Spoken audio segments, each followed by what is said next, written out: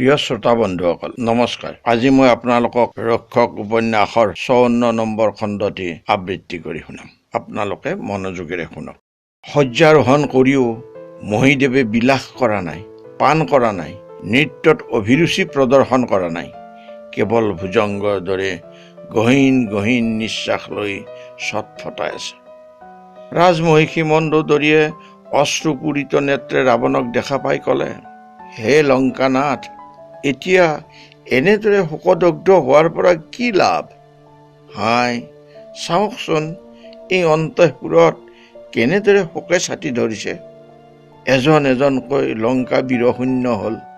এতিয়া এই অভাগিনী দাসীসকলক ৰক্ষেন্দ্ৰ অসহায় ৰূপে এৰি কাল সমৰলৈ যাবলৈ ওলাইছে। হাই, সেই হতভাগা সীতাই নিজৰ অশ্ৰু সাগৰত এই দেৱৰ দুৰ্লভ মণিমহালয় সহিত স্বৰ্ণপুৰী লংকাকো ডুবাই দিলে। সুবাসিত মধ্যস্ৰোতৰ পৰিৱৰ্তে এতিয়া এই ৰাজভৱনত দেখা গৈছে অশ্ৰুধাৰা। আনন্দ উল্লাসৰ পৰিৱৰ্তে মহীদেৱে ফণীধৰ সৰ্পৰ দৰে দীৰ্ঘশ্বাস লৈ আছে, যাৰ ভয়ত দেৱতা, দৈত্য, নাগ, যক্ষ সকলোৱে থৰ থৰকৈ কঁপি আছিল। সেই জগতজয়ী বীৰ আজি বিফল হৈ শয্যাত লেটি লৈ আছে। ৰাৱণে ক'লে, দেৱী, এয়া নিয়তি, নিয়তি এই ভাগ্যৰ ৰেখা, কোনে ইয়াক মচি পেলাব পাৰে? এতিয়া কালিলৈ সূৰ্যই দেখিব যে পৃথিৱী হয় ৰামৰ সৈতে আছে, নহয় ৰাৱণৰ সৈতে। এতিয়া তুমি মোৰ প্ৰলয়ংকৰ যুদ্ধ চাবা। ইয়াকে কৈ ৰাৱণে দীঘল দীঘল উশাহ ল'বলৈ ধৰিলে। মহিষীয়ে পতিক নিজৰ সুকোমল বুকুত সাৱটি ল'লে।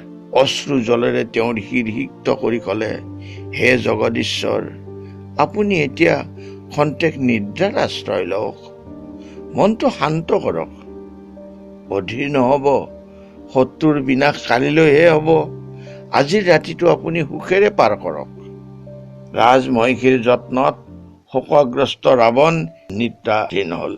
তেতিয়া মহিষীয়ে মেঘনাদৰ ধাত্ৰী প্ৰভাসাক মাতি আনি ক'লে, হে বুদ্ধিমতী, তই এতিয়াই যা, বীৰপুত্ৰ মেঘনাদক কগৈ, মৃত্যুঞ্জয় মহাশক্তিমন্ত কুম্ভকৰ্ণক কাল সমৰে গ্ৰাস কৰিলে, লংকা বীৰশূন্য হ'ল। সম্প্ৰতি শোকসন্তপ্ত মহীদেৱ জগদীশ্বৰে স্বয়ং যুদ্ধৰ সাজ পিন্ধিব লাগিছে। পুত্ৰই পিতৃৰ বাবে নিজ ধৰ্ম নিৰ্বাহ কৰক, এয়াই তেওঁৰ সময়। ধাত্ৰী প্ৰভাসাই তুৰন্তে প্ৰমোদ বনৰ ফালে দৌৰ দিলে, য'ত ৰবীন্দ্ৰ ইন্দ্ৰজিতে আনন্দতে সুৰা আৰু সুন্দৰী উপভোগত ব্যস্ত হৈ আছে। প্ৰভাসাই গৈ দেখিলে প্ৰমোদ বনৰ স্বৰ্ণদ্বাৰত হাতত ধনুহৰ লৈ স্ত্ৰীসকলে নিৰ্ভয়ে ঘূৰি ফুৰিছে। তেওঁলোকৰ তোনৰ শৰ মণিময় সৰ্পৰ দৰে শোভিত হৈছে। তেওঁলোকৰ উন্নত স্তনৰ ওপৰত বন্ধিত স্বৰ্ণ কৱচ এনে লাগিছিল যেন প্ৰাতঃকালীন সূৰ্যৰ কিৰণে স্বৰ্ণ কমলহে আচ্ছাদিত কৰি ৰাখিছে।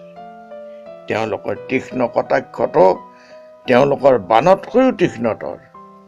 মত্ত হস্তিনীৰ দৰে তেওঁলোকে নিজৰ যৌৱনতে বিচৰণ কৰি ফুৰিছে। তেওঁলোকৰ মঙহাল নিতম্বত সুবৰ্ণকৰত ধ্বনি কিংকিনীয়ে নুপুৰৰ ধ্বনিক দুগুণ কৰি তুলিছে।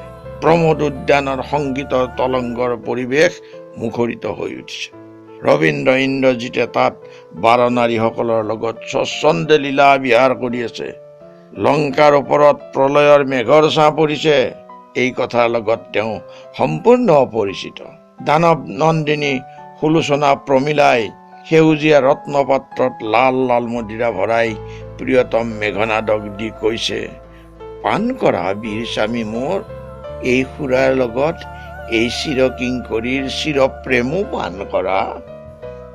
বন্ধুসকল, খণ্ডটি আজিলৈ ইমানতে অন্ত পৰিছে। এতিয়া আপোনালোকে লাইক কৰি দিয়ক, ছাবস্ক্ৰাইব নকৰাজনে ছাবস্ক্ৰাইব কৰি দিয়ক আৰু শ্বেয়াৰ কৰি আনকো শুনাৰ সুযোগ দিয়ক। ধন্যবাদ।